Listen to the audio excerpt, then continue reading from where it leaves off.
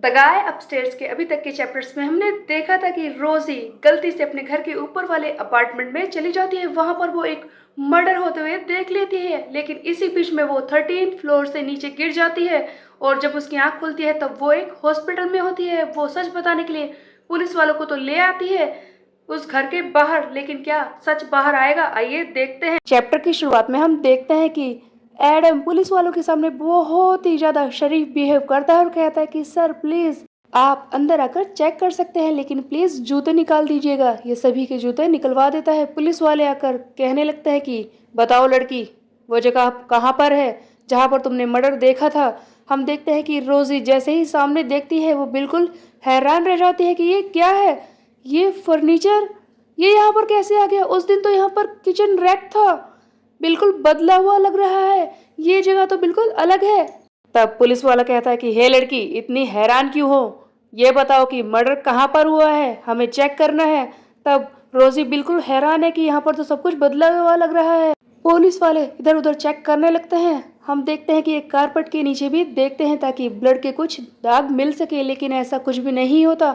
Blood का एक भी कतरा यहाँ पर नहीं होता। तब रोजी कहती है कि देखो, पूरी रात निकल चुकी है, हो सकता है इसने सारा ब्लड साफ कर दिया हो। वैसे भी मैं तो हॉस्पिटल में थी, क्योंकि इसने मुझे हॉस्पिटल में भर्ती कराया था, इसे टाइम मिल गया होगा यहाँ से सफाई करने का। इसी बीच में हम देखते हैं कि रोजी की फ्रेंड हवा कहती है कि देखो, मैं तुम्हारी बात पर यकीन करती हूँ हर बार, लेकिन इस बार मैं तुम्हारी बात नहीं मान सकती।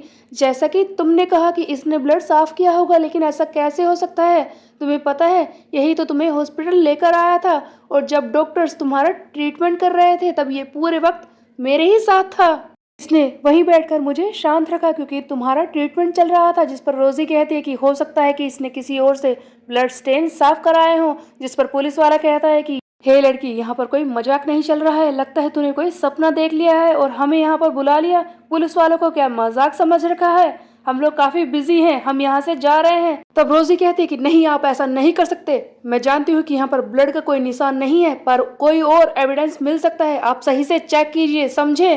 तब पुलिस वाला कहता है कि लड़की, मैं तुमसे उम्र में बड़ा हूँ और मैं एक पुलिस वाला भी हूँ, मुझे तुम ऐसे नहीं बुला सकती, मुझे सर बुलाओ, समझी। तब रोजी कहती है कि यहाँ पर ये सारी बातें करने का टाइम नहीं है, आप सही से चेक क्यों नहीं करते। इसी बीच में हम देखते हैं कि रोजी को याद आता है कि लड़की जो कि प्रेग्नेंट थी, उसने अपने हाथों से अपने पेट को ढका था, इसीलिए जब एडम ने उस पर वार किया तब रोजी ने वो स्टैंड गिरा दिया था, जिसकी आवाज से एडम उठ गया था। तो हो सकता है कि वो लड़की जिंदा हो, और हो सकता है कि इस एडम ने उसे कहीं पर छुपाया हो। आप सर चेक कीजिए, हम उसे जिंदा बचा सकते हैं।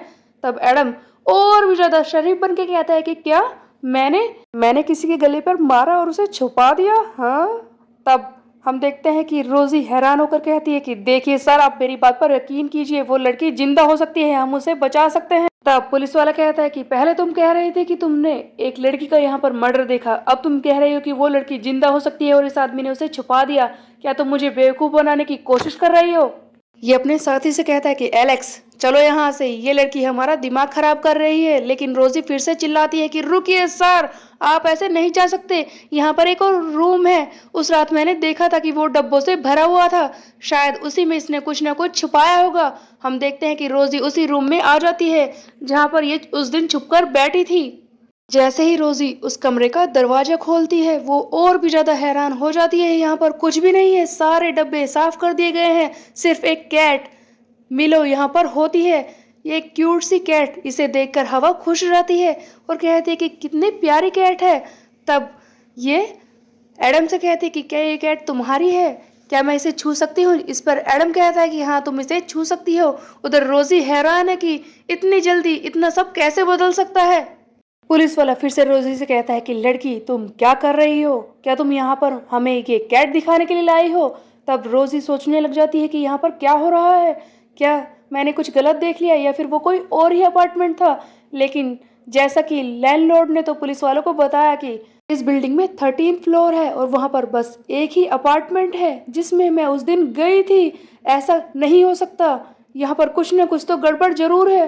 हाँ, क्या कहा मैंने, 13th फ्लोर, क्या मैं उस दिन 13th फ्लोर से नीचे गिरी थी।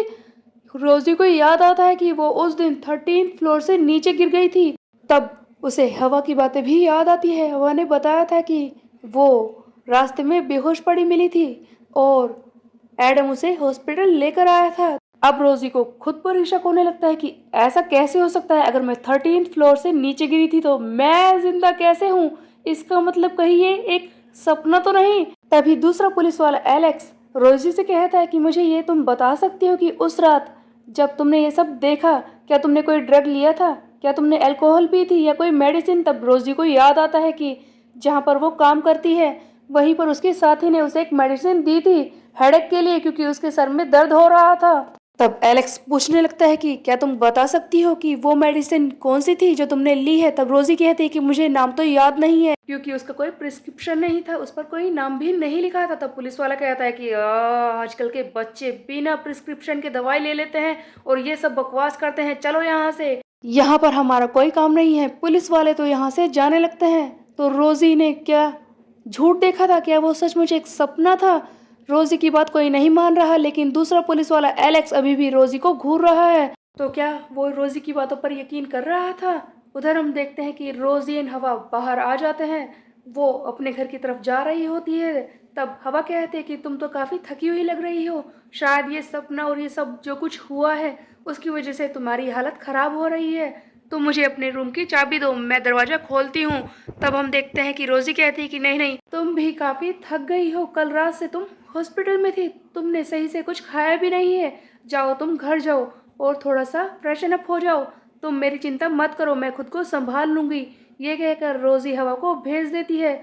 जाते जाते हवा इसे कॉल करने को कहती है।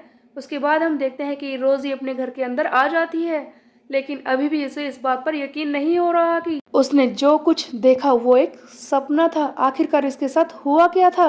उसके बाद हम देखते हैं कि हवा नीचे आ जाती है अपने घर जाने के लिए, लेकिन पीछे कोई इस पर नजर रखे हुए था। वो कौन है। जैसे ही हवा पीछे की तरफ मुड़ती है एडम बाहर निकल कर आता है। तब हवा कहती है कि ओह मिस्टर एडम, आप मुझे माफ कर दीजिए, मेरी दोस्त ने आज जो कुछ किया है वो काफी थकी हुई है, उसके सर पर चोट भी लगी थी, शायद इसीलिए उसने ऐसा कर दिया।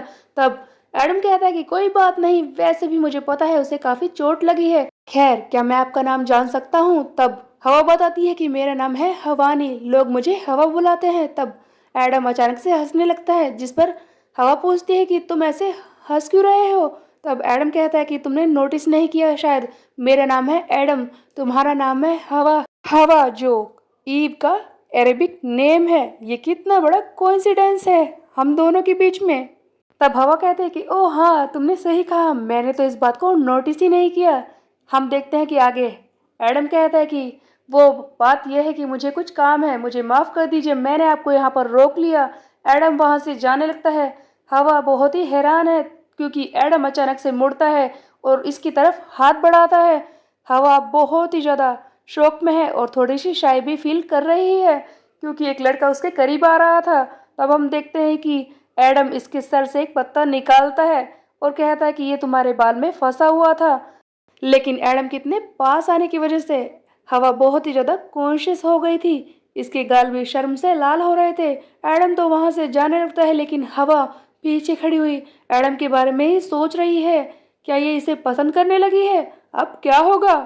एडम का सच तो बाहर नहीं आया। अब वो रोजी की फ्रेंड हवा के पीछे पड़ा है, उसे अपने काबू में करने की कोशिश कर रहा है। तो क्या अगली शिकार वो ही होने वाली है, ये हम देखेंगे नेक्स्ट चैप्टर में। तब तक के लिए मेरे चैनल को सब्सक्राइब कर ले, बेल के आइकन को कर दे प्रेस पे। मिलते हैं